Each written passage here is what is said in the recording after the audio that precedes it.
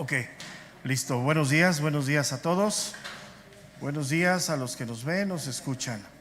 Estamos en el capítulo 9 de la carta de los Hebreos. Hemos ido avanzando y espero hoy concluir la primera porción, que es hasta el versículo 5. Voy a dar lectura entonces de lo que hemos estado hablando en Hebreos capítulo 9, verso número 1. Dice: ahora bien, aún el primer pacto tenía ordenanzas de culto y un santuario terrenal, porque el tabernáculo estaba dispuesto así. En la primera parte, llamada el lugar santo, estaba el candelabro, la mesa de los panes de la proposición.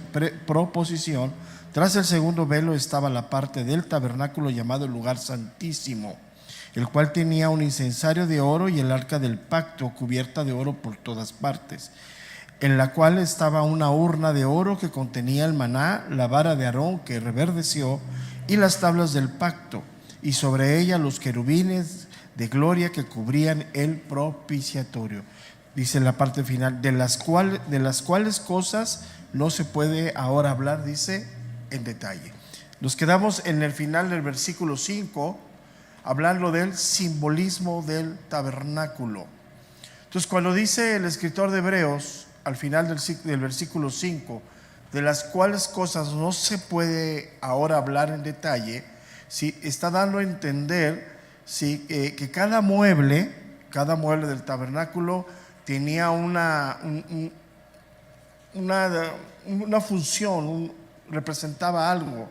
Había divisiones dentro del tabernáculo, pero no es la idea de él ir a manifestar cada cosa en detalle, ¿sí? Entonces cada mueble tenía una división. Era una realidad que se le había dado a Moisés. O sea, no había, fue la visión, fue la ordenanza de Dios a Moisés, ¿sí? Pero sin embargo hemos visto que cada parte del tabernáculo, cada símbolo, cada mueble tenía un significado espiritual, ¿sí?, que es lo más importante. ¿Por qué significado espiritual? Porque todo ello apunta a Cristo. O sea, es un significado espiritual, ¿sí? Entonces todo mueble, todo lo que tenía ahí tenía ese sentido, ¿sí? La distribución del tabernáculo, ¿sí?, nos habla claramente que el hombre de manera natural no se puede acercar a Dios así directamente. Por eso el lugar santo, el lugar santísimo. ¿Por qué es esto? Porque en el hombre hay pecado. Habiendo pecado, es imposible acercarse a Dios. Y las exigencias de la santidad de Dios deben de ser cumplidas totalmente. Por eso el hombre que ofendió a Dios en su justicia, ¿sí?, pues es una rebelión del hombre abiertamente a Dios. Eso es muy importante. Hoy el hombre natural, el que no ha sido reconciliado por medio de Cristo, tiene una rebelión en su corazón. Perdón, se me iba a caer el micrófono. En su corazón hacia Dios. Y en esa condición de rebelión, así estábamos. Entonces, eso generó la ira de Dios. Y la única manera de apaciguar esa ira es a través del sacrificio. Entonces, para que el hombre pueda entrar a su presencia, tiene que propiciar, apagar, quitar la ira de Dios. ¿Cómo se hace eso? Solamente a través de Cristo, ¿no? Porque Dios es un juez justo. Entonces, por eso todo lo que el hombre pueda hacer por sí mismo para apaciguar la ira de Dios no sirve. No sirve. Entonces, ¿por qué? Porque hay una sentencia de parte de Dios hacia el pecado. El pago del pecado sigue siendo la muerte. O sea, es una sentencia. Entonces, Dios como juez justo así lo hace. Entonces, la única manera es a través de la puerta de Cristo. Entonces, para el hombre era totalmente imposible acercarse a Dios, pero para Dios le es posible, ¿sí? Entonces, ¿por qué esta parte? Porque el hombre es un ofensor. ¿sí? Ha ofendido a Dios. En el momento del pecado, de la rebelión, pues se ofendió a Dios, ¿sí? Entonces la única solución para la condición humana es el camino de reconciliación, y ese camino se llama Cristo, no hay otro. Y ese camino y esa reconciliación no fue algo que el hombre creó, pensó o dispuso, sino viene de parte de Dios. Entonces el tabernáculo nos da esa representación a la solución del pecado del hombre y nos deja ver el único camino de acceso a la presencia de Dios. Por eso solamente había una puerta de entrada en el atrio del tabernáculo, una sola. Entonces Dios no quería que nadie saltase la valla, ¿no? Entrara por la puerta. De igual manera, hoy hay una sola puerta de entrada y esa puerta es Jesucristo. No hay otra. Qué fuerte es esto, ¿no? Para ti, para mí, a lo mejor no es tan serio el asunto porque ya en la misericordia de Dios lo vivimos, sabemos que esta es la entrada, pero cuando esto se expone al mundo, sienten un peso serio de vamos a ponerlo así, de esta parte radical de Dios, un solo camino, una sola puerta, una sola salvación, una sola provisión de Dios. El hombre no puede salvarse a sí mismo. O sea, todo lo que he hablado para el hombre es así como, ¿cómo? Yo puedo, yo soy bueno, yo no soy tan malo. Entonces, vamos al Evangelio de Juan otra vez, capítulo 10, verso número 9.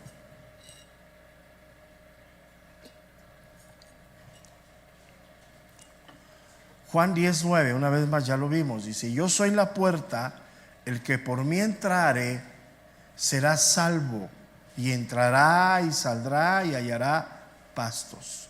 O sea, la única puerta para la salvación es Cristo. La única manera de la reconciliación del hombre en su condición de rebelión con Dios es Cristo. Entonces, por eso hoy los que estamos en Cristo, nuestra vida es admitida ante la presencia de Dios. ¿Por qué? Porque estamos en Cristo. Dios no nos ve a ti y a mí. O sea, sí sabe quiénes somos, sí nos ama. O sea, no sé si me alcanzo a explicar, ¿no? O sea, nos ama, nos ve, pero sin embargo, lo que Él ve es la justicia de Cristo en nosotros, y eso es lo que nos permite la entrada a la presencia de Dios. Por eso dice la Biblia que nuestra vida está escondida en Cristo. Ahora, todo esto es por la fe, ¿no? Realmente, ¿cómo lo podemos decir en la vida real, no? Entonces, cuando entraban en el tabernáculo terrenal, por esta puerta encontraban luego el atrio, ¿no? Que estaba ahí colocado, ¿no? En el tabernáculo. Entonces nadie podría entrar al tabernáculo sin visitar el atrio, ¿no? El altar, ¿no? ¿Sí? En el atrio se ofrecían sacrificios para expiar los pecados.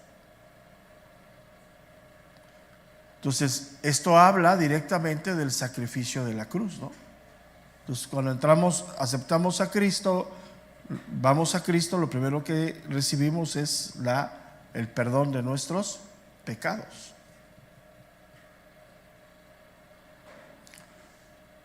Entonces, nadie puede entrar a la presencia de Dios sin haber creído en Cristo, en Jesucristo, para la remisión de los pecados, en virtud del sacrificio que Él hizo, ¿no? Nadie, absolutamente nadie.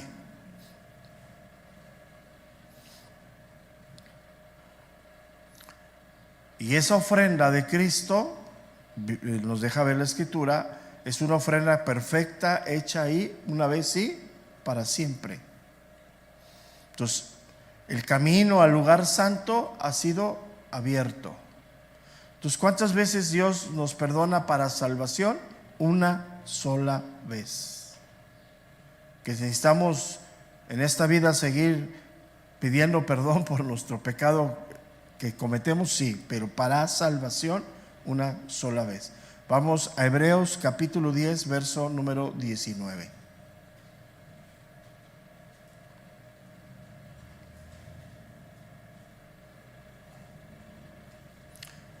Hebreos 10, 19. Así que, hermanos, teniendo libertad para entrar en el lugar santísimo por la sangre de Jesucristo. Esto es bien importante. Entonces, el segundo mueble que vemos en el tabernáculo, ¿sí?, era la fuente de bronce. Ahí en ellos los sacerdotes se purificaban mediante lavamientos ceremoniales. Es el lavacro. Y el Nuevo Testamento nos deja claro esto, ¿no? Porque hay muchas opiniones. Vamos a la carta de Tito, capítulo 3, verso número 5. Tito 3, 5.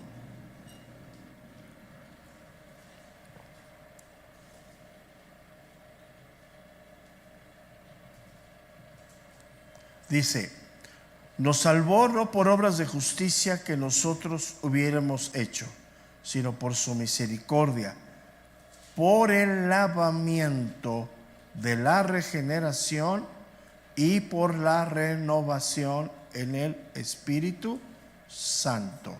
Entonces, ¿qué es lo primero que viene? Dios nos perdona, nos limpia, nos regenera y nos mete en ese camino de renovación. La palabra lavamiento significa baño o bautismo, significa lavar.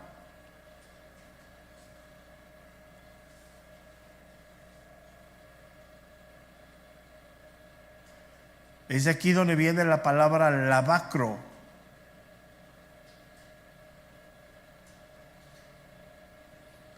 Entonces, cuando decimos hemos nacido de nuevo, estamos diciendo hemos sido lavados, limpiados.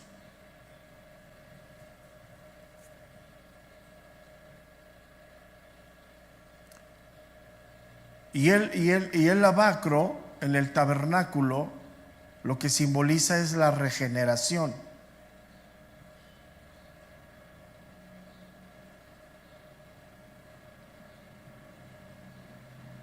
Entonces, ¿cuáles son las dos cosas que son imprescindibles que hace Dios para que el hombre pueda entrar en su presencia?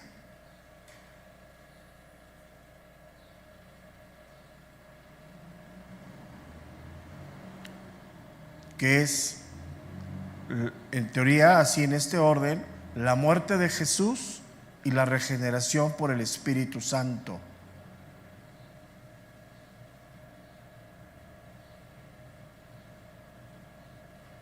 O sea, creer en lo que Cristo hizo en la cruz, y después de eso viene la regeneración por el Espíritu de Dios.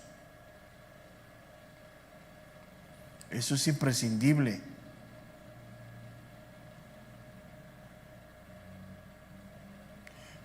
Por eso habla de sangre y agua, sacrificio y limpieza que hace Dios.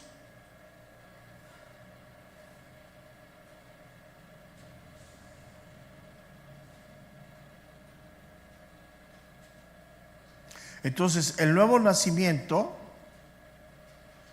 se refiere a la obra salvadora del Espíritu Santo en la vida del creyente.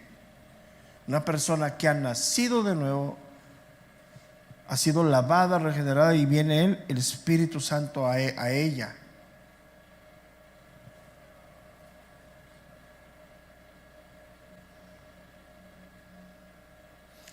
Entonces, podemos decir que cuando la Biblia habla de regeneración, se está refiriendo al lavamiento. ¿Y qué hace el agua por lo natural? Limpia, ¿no? Nos limpia de todo pecado. Eso es imprescindible. Nadie que no pase por ahí puede entrar a la presencia de Dios.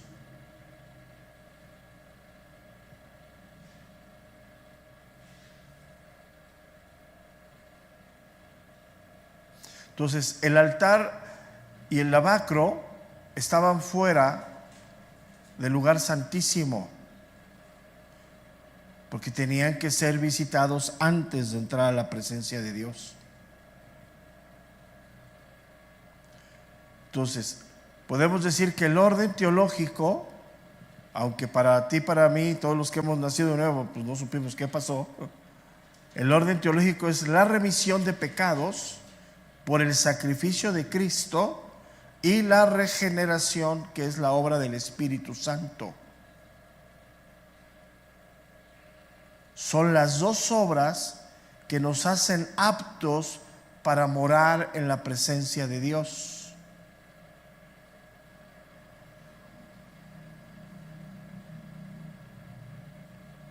Entonces, primero es la justificación y luego es la regeneración. Primero la cruz y luego la resurrección. Primero el Calvario, luego el Pentecostés, y así nos vamos en ese orden. Primero el ajustamiento del viejo hombre y luego el nacimiento del nuevo hombre. Entonces, primero es la justificación por la fe y luego es la regeneración. Eso es bien importante. Hemos sido justos. Ahora, ¿quién hace esa obra en el corazón del hombre llevándolo al arrepentimiento? El Espíritu Santo. ¿Quién hace la obra de limpieza? Y el Espíritu Santo. El hombre no interviene, nosotros no intervenimos, si creemos. O sea, eso es bien importante. La fe es creer, certeza. Pero en ese momento Dios hace todo lo soberano. Entonces, aquí con este entendimiento vemos que no hay métodos, no hay fórmulas, no hay pasos, no hay nada. O sea, todo lo que hoy se da, dice, si fuera paso 1, paso 2, paso 10 llora, no, pues espérate. O sea, no, y esto, y como lo decía yo el domingo, ¿no? Toda esta parte de sincretismo, que es la mezcla de muchas cosas, ha venido a dañar a la iglesia fuertemente, ¿no?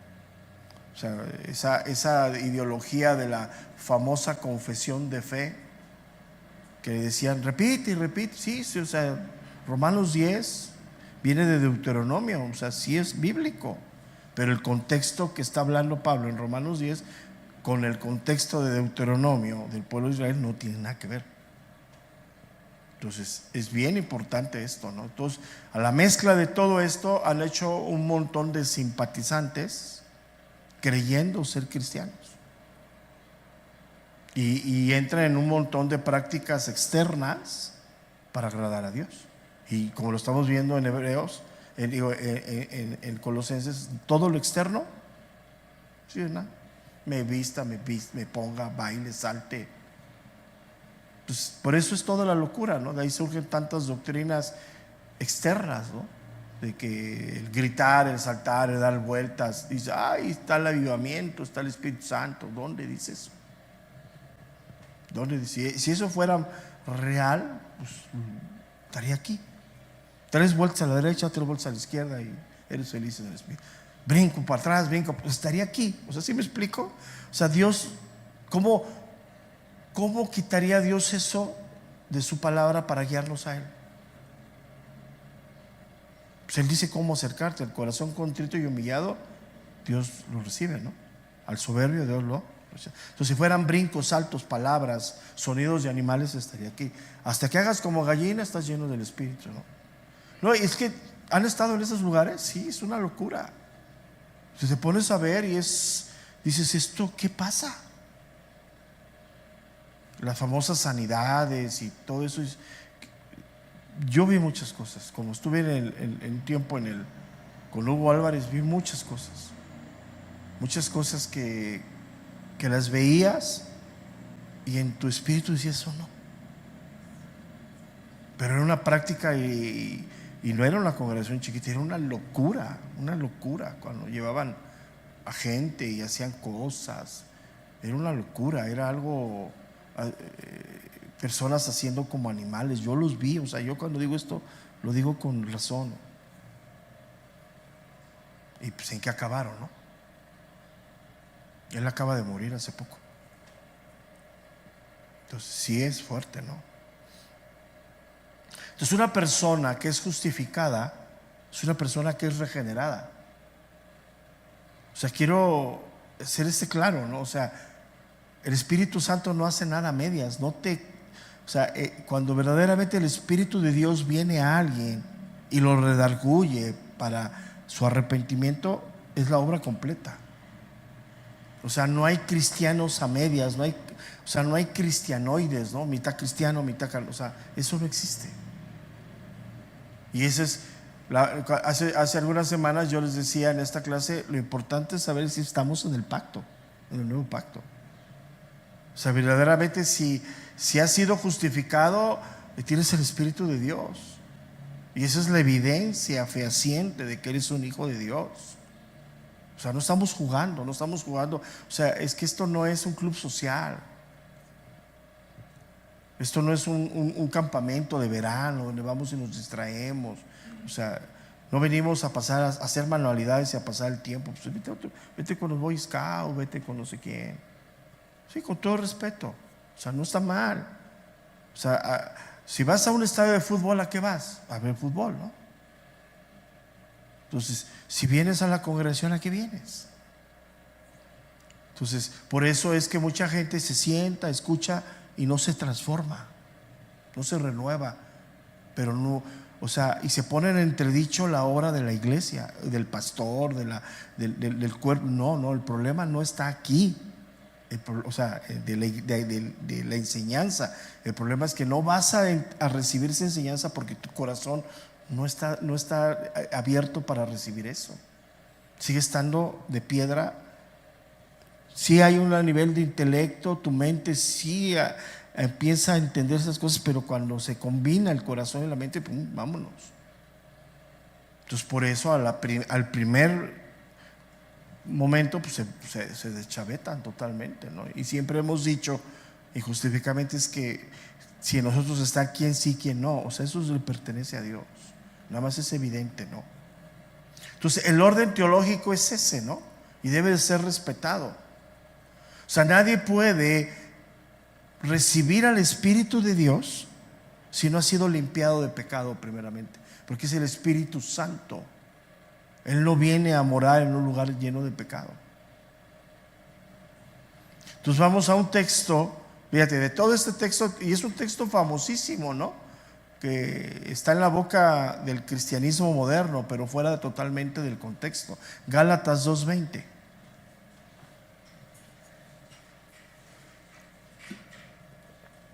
Gálatas capítulo 2, versículo número 20. Con Cristo estoy juntamente crucificado, y ya no vivo yo, mas vive Cristo en mí. O sea, ponle el orden teológico. Cuando dice juntamente crucificado, la cruz de Cristo. O sea, en esa cruz murió mi pecado, ¿no? Y he sido justificado. Mas Cristo vive en mí. ¿Qué es eso? El Espíritu de Dios. O sea, yo no puedo decir que Cristo vive en mí si no soy guiado por el Espíritu Santo. ¿Te fijas? Y ahí sigue la segunda parte. Y lo que ahora vivo en la carne aquí, lo vivo en la fe del Hijo de Dios. ¿Qué significa la fe del Hijo de Dios? La guía del Espíritu Santo. La fe es importante. ¿Por qué? Porque lo que Él nos guía normalmente va en contra de la razón. La razón que tenemos tú y yo de lo normal. O sea, ¿cómo estamos tú y yo habituados a resolver un conflicto? Siempre vamos a lo natural. Y Dios siempre nos lleva a lo sobrenatural. Y ahí es donde entra la fe. Entonces, si ahí está viviendo Cristo en mí, escucho, obedezco. Pero es que tus ojos no lo ven. No lo ven. Dice, el cual me amó y se entregó a sí mismo por mí. Habla de la obra redentora de Cristo.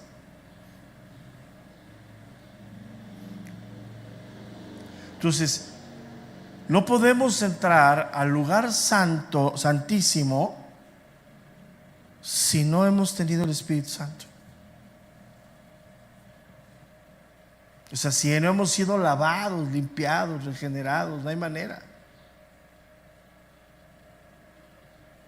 Vamos a estar afuera.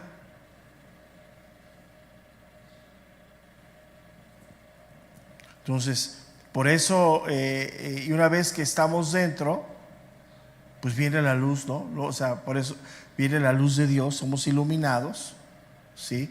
Y nuestro entendimiento cambia, ¿no? ¿Qué le dijo el Señor Jesús a Nicodemo? No puedes ni ver las cosas de Dios. Entonces, esto es bien importante, ¿no? La presencia de Dios en esa intimidad ilumina el corazón del creyente, da entendimiento. ¿Sí me explico? Cuando hablamos de iluminar, hablamos de entender. O sea, nos prende la luz de la conciencia. Lees la Biblia y dices, no, espérate, esto. ¿Y cuántas veces alguien la puede leer sin guía del Espíritu? Letra muerta. Pues está ahí. Si oyes tú cómo citan la Biblia con letra muerta, la citan para sus propias justificaciones. ¿Por qué? Porque aquí hay cosas que en lo natural lo agarras y te defienden, ¿no? Pero la palabra de Dios es viva y es eficaz. Pero no va a ser vida si no antes has nacido de nuevo. Entonces, ¿qué hace el Espíritu Santo? Ilumina. Por eso vamos al Evangelio de Juan, capítulo 8, verso número 12. Evangelio de Juan, capítulo 8, versículo número 12.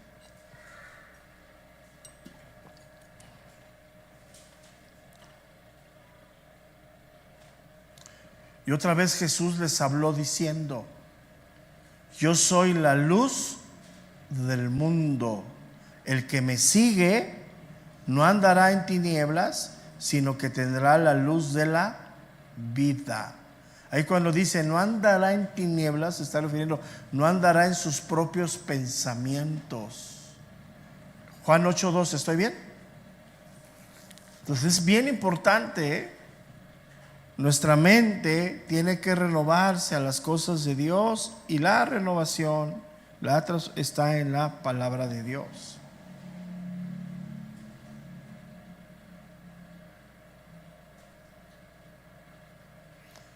Evangelio de Juan 12:35.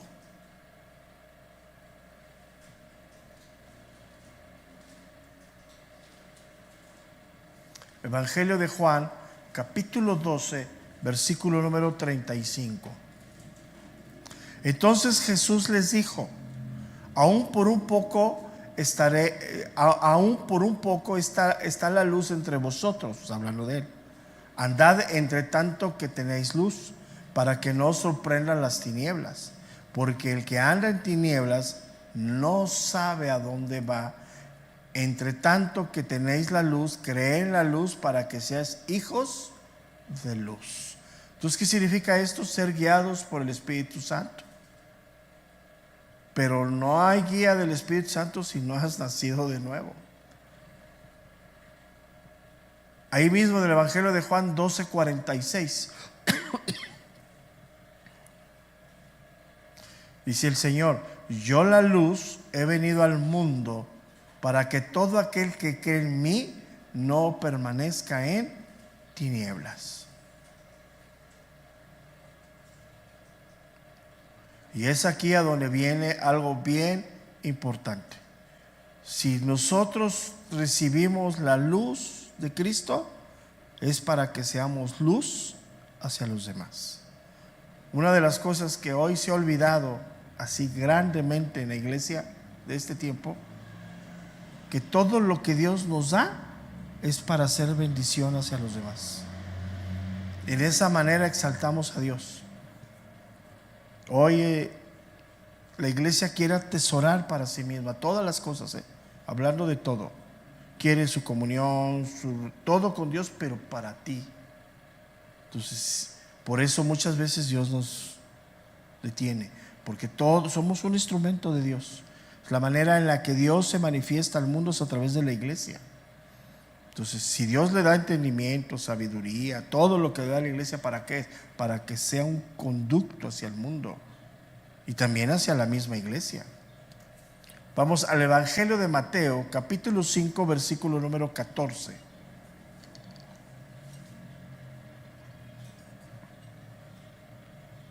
Mateo capítulo 12, Mateo 5, 14. Mateo capítulo 5, versículo número 14.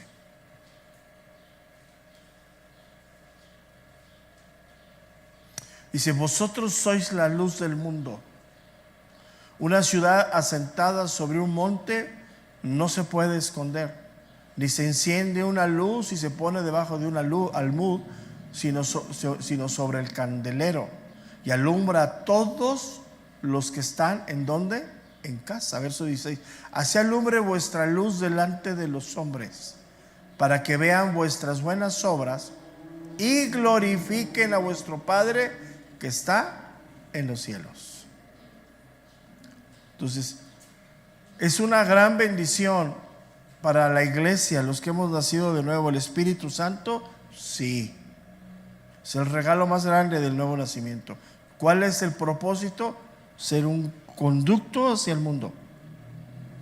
Y eso es algo bien importante. Hoy, la verdad, en este antagonismo que vivimos del mundo, es el egoísmo, está todo lo que da. Nomás pienso para mí, yo, y vengo a Dios para mí. Y eso está complicado, ¿eh?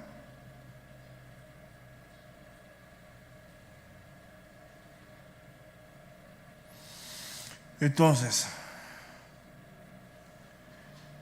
en la mesa de la proposición, los sacerdotes colocaban cada semana 12 tortas en representación de las 12 tribus, ¿sí?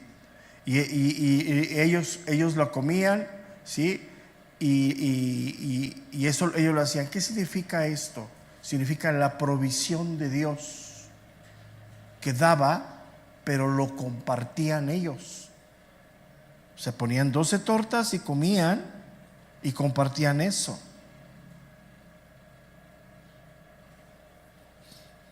¿Quién es el pan de vida? Cristo. Y lo primero que hace, fíjate, lo primero que hace es saciarnos. Y después de saciarnos, ¿qué sigue? Dar. O sea, tú te sacias. O sea, es tan grande, tan todo lo que Él es, que Él sacia nuestra vida. Y los que sigue, ¿qué es? Compartir lo que hoy tenemos.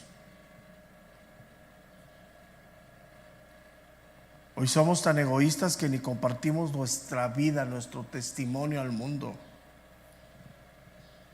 Preferimos diluirnos en las cosas del mundo como si fuéramos como ellos, antes de ser firmes en nuestras convicciones, en nuestra fe. Y obviamente eso trae una lucha, un choque, ¿no? Pero después empiezas a compartir. Por eso dice en Colosenses, vosotros estáis completos en Él. Y sí es verdad. Entonces, sí es verdad esto. Vamos al Evangelio de Juan otra vez, capítulo 6, versículo número 32.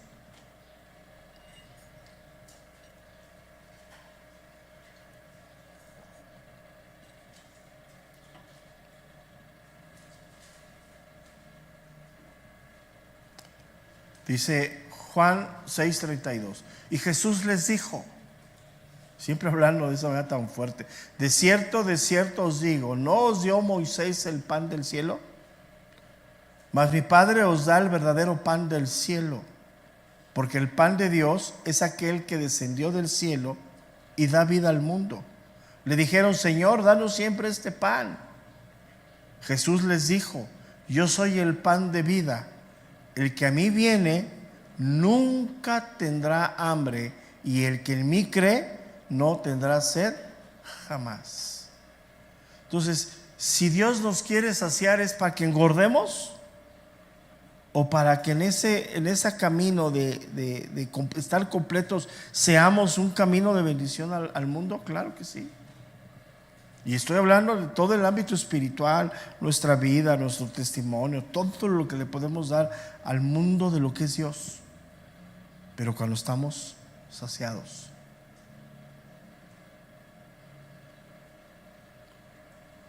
Entonces, esto que era el pan de la proposición era un símbolo. Hoy Cristo se ha hecho una realidad. Él es para ti y para mí una realidad. El Espíritu de Dios hoy en nosotros es una realidad que sacia nuestra vida.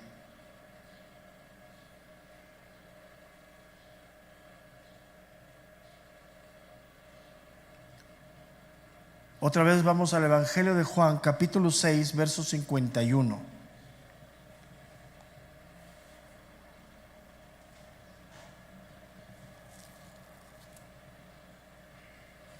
Juan 6, 51. Yo soy el pan vivo que descendió del cielo. O sea, no es cualquier pan, vivo. Si alguno comiere de este pan, vivirá para siempre. Y el pan que yo daré es mi carne, la cual yo daré por la vida del mundo. Verso 63, Juan 6, 63. El Espíritu es el que da vida. La carne para nada aprovecha. Las palabras que yo os hablo son espíritu y son, ¿qué dice? Vida. Ahora, aquí es bien importante, ¿eh? Si no tienes el Espíritu Santo, no te sacia el alimento de Dios. No hay manera. Entonces, ese concepto moderno de espiritualidad por ritos externos es una falacia totalmente, ¿eh? La única manera de tener vida espiritual es siendo regenerado, es estar en Cristo.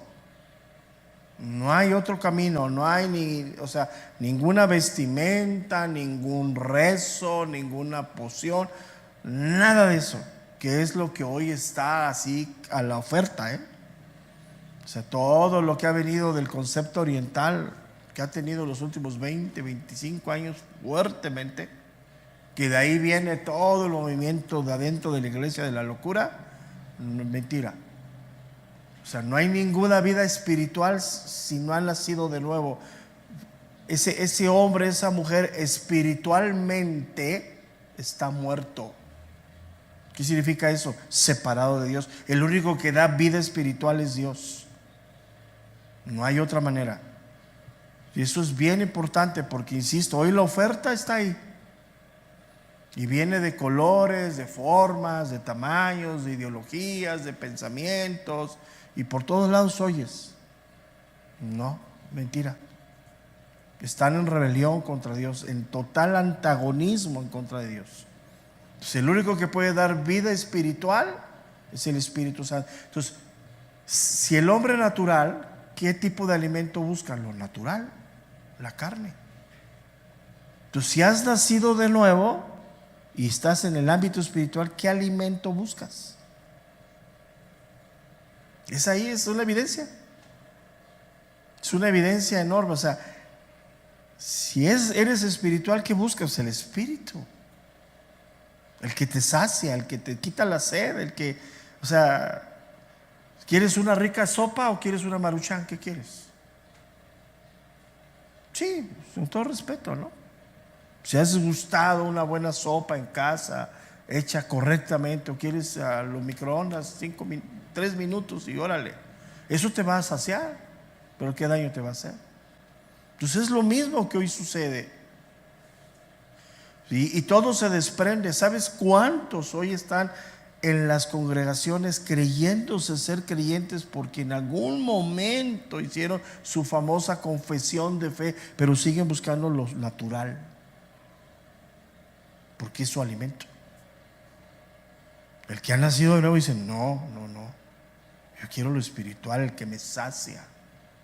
Quiero comer el pan verdaderamente que me sacia, el agua que verdaderamente quita la sed. Entonces, el único que provee una vida espiritual es Jesucristo, dando el Espíritu Santo a la iglesia. Y la palabra es el alimento espiritual. Ahí está.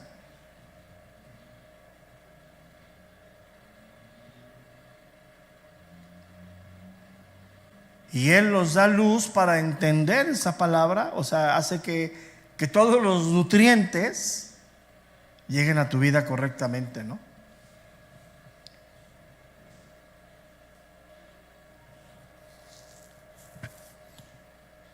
Entonces el hombre espiritual busca también esa comunión con las piedras vivas del templo de Dios. Otro de los grandes puntos hoy en día, ¿no? Hoy es tanto esa filtración de simpatizantes que son la mayor parte de los que vienen a las congregaciones ajenos a la vida espiritual de la iglesia, de la congregación.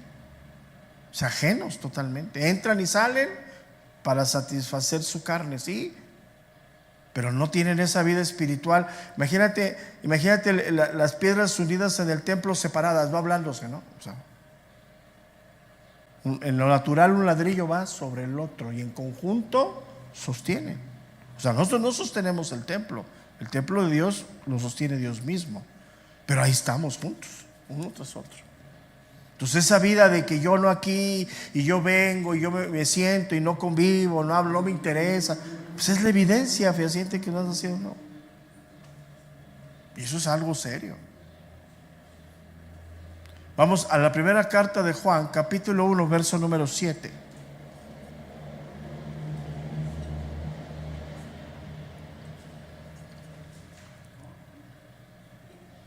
Primera carta de Juan, capítulo 1, versículo número 7.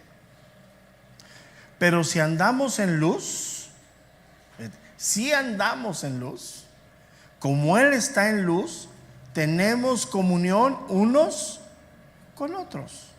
Y la sangre de Jesucristo, su Hijo, nos limpia de todo pecado. Primera carta de los Corintios, capítulo 10, verso 16.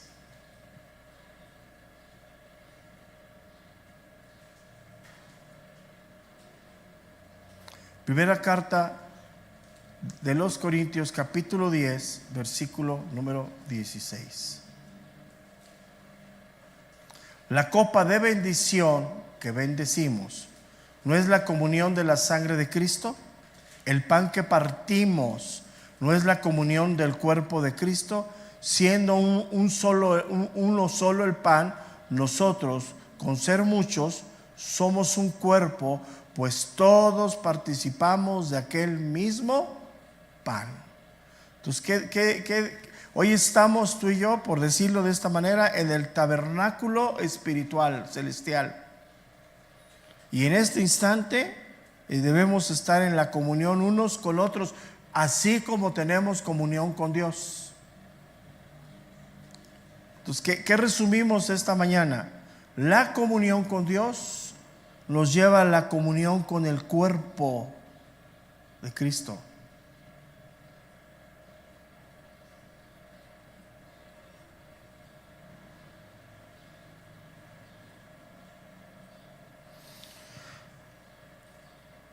Y hablamos la semana pasada acerca del altar del incienso que está afuera en el lugar santo. Ahí lo quemaban los sacerdotes, pero estaba ahí porque el aroma iba al lugar santo. Pero como no podían entrar más que una vez por año, lo hacían afuera. Hablábamos de que esas son las oraciones que tenemos delante de Dios, ¿no? Entonces, hoy es lo mismo, ¿no? En esa comunión oramos unos por otros. Y eso es algo que totalmente está en el principio bíblico de la vida espiritual. Entonces, así como el incienso quemado entraba al lugar santísimo y daba un olor agradable, escúchame bien, la comunión entre nosotros es un aroma agradable delante de Dios. Y lo digo en el aspecto natural, qué hermoso es la familia cuando papá y mamá y los hijos aprenden a convivir. Lo mismo.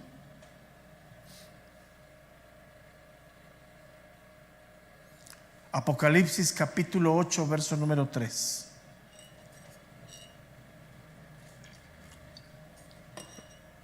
Apocalipsis capítulo 8, versículo número 3. Otro ángel vino entonces y se paró ante el altar con un incensario de oro, y se le dio mucho incienso para añadirlo a las oraciones de todos los santos. sobre el altar de oro que estaba delante del trono. Y de la mano del ángel subió a la presencia de Dios el humo del incienso con las oraciones de los santos. Entonces, ¿qué podemos aprender en todo esto? Si hoy estamos con esa libertad de entrar al lugar santísimo, pues hay que hacerlo. Porque lo que Cristo hizo fue traspasar los cielos, romper eso, ¿no? Por eso dice Pablo que estamos sentados en lugares celestiales en Cristo Jesús.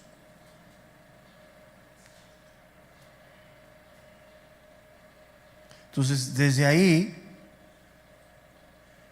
estamos ya pues listos para orar e interceder por la iglesia, unos por otros, obviamente por nosotros, ¿no? Porque hoy nuestras oraciones, fíjate, en esa comunión correcta, es un aroma agradable a Dios. Por eso hay que guardar nuestro corazón. Porque no puedes ir a clamar a Dios cuando te has peleado y has llamado fatuo a tu hermano, ¿no? Puedes hacerlo.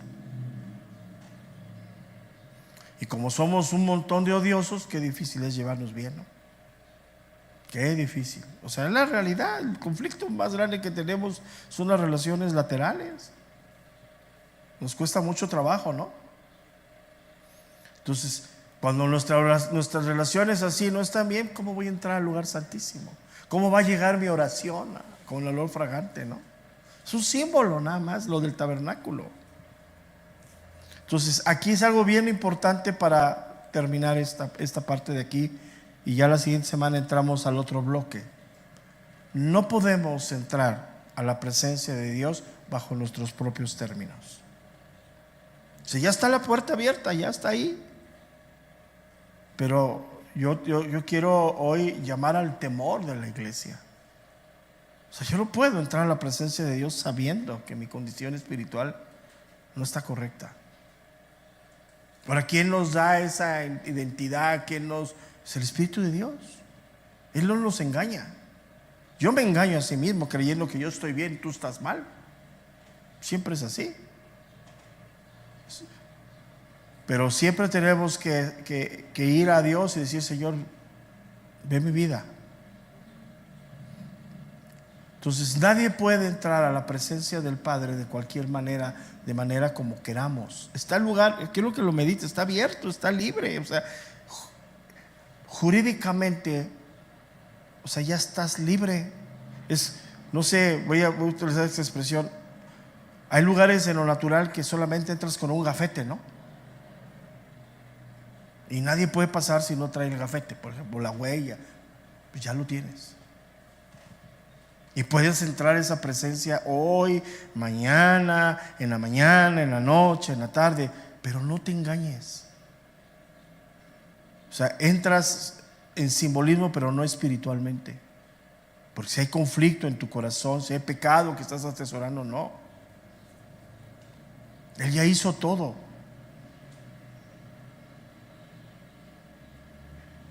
Entonces la salvación de que Dios nos dio es perfecta, completa. Y ahí es donde estamos. Y qué necesario es entender esto, porque la vida no es fácil. A veces dudamos nuestra fe, a veces. Por eso le decimos como Tomás: Señor, pues ayúdame con mi incredulidad, porque si nos sentimos bien creyentes, pero cuando viene la prueba dice: ay, Señor, difícil es.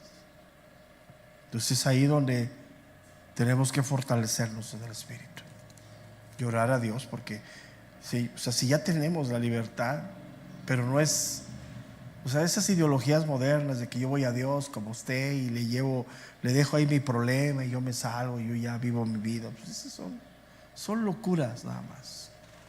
Ideologías, pensamientos que vienen mezclados con un montón de cosas. No es cierto.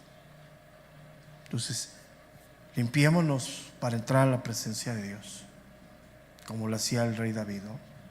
Pasa hisopo sobre mi vida, Señor, y ve si hay en mí camino de perversidad, pero no apartes, dice, de mí tu Santo Espíritu, Señor.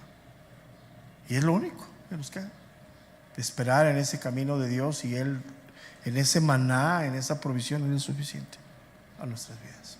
Oremos, hermanos. Padre, te damos gracias, Señor, en esta mañana. Gracias por tu palabra, por tu amor. Gracias, Señor, por la provisión tan grande que nos das a nuestras vidas, de que hoy podemos, en tu gracia y en tu misericordia, Señor, entrar a tu presencia en esa libertad, Señor. Gracias. Gracias, Señor. Gracias porque nos has abierto ese camino nuevo y vivo por la sangre de tu Hijo amado, por el velo de su carne, que hoy podemos entrar y clamarte para tener dirección a nuestra vida. Gracias, Señor. Por eso en esta mañana, Dios, exaltamos tu nombre, Dios, que es sobre todo nombre, y le damos la gloria al único Dios que es vivo, que es verdadero y Dios eterno, Jesucristo nuestro Señor. Gracias, Señor. Decimos amén, hermano, y gracias, hermanos. Si Dios nos da vida, nos vemos en media hora, Mujeres de Fe, y mañana nuestras reuniones normales, primeramente Dios.